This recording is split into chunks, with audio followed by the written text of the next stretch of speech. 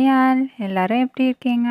இன்னைக்கு நம்ம இன்ஃபோசிஸ் நாராயணமூர்த்தி 10,000 10 மில்லியன் ஆன கதை பை என் சொக்கன் இந்த புக்கோட ரிவ்யூவை தான் பார்க்க போகிறோம்.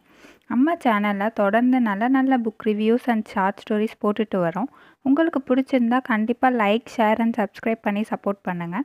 உங்களோட கருத்துக்களை கமெண்ட் பாக்ஸில் தெரிவிங்க. ஒரு 7 கம்ப்யூட்டர் எக்ஸ்பர்ட்ஸ் பட்னி கம்ப்யூட்டர் சர்வீசஸ் கம்பெனியில் ஒர்க் பண்ணிட்டு இருக்காங்க. அவங்க 7 பேர்த்துக்குமே ஒரு கனவு இருந்துட்டு இருக்கு. இனி ஃப்யூச்சரில் சாஃப்ட்வேர் டிபார்ட்மெண்ட்டுக்கு நல்ல ஸ்கோப் இருக்குது அப்படின்னு உறுதியாக நம்புகிறாங்க. ஸோ இதை சரியாக பயன்படுத்திக்கிட்டால் நேர்மையாகவும் நியாயமாகவும் நிறைய பணம் சம்பாதிக்கலாம். இந்தியன்ஸுக்கு இதில் நிறைய ஸ்கில்ஸ் இருக்குது. ஸோ பிளான் பண்ணி இதை கரெக்டாக பண்ணால் இந்தியாவுக்கு நல்ல பேர் கிடைக்கும் அப்படின்னு யோசிக்கிறாங்க. சாஃப்ட்வேர் டிபார்ட்மெண்ட்டில் உலக தரத்தில் செயல்படக்கூடிய புது கம்பெனி ஆரம்பிக்கணுங்கிறது தான் அவங்க கனவாக இருந்துகிட்ருக்கு.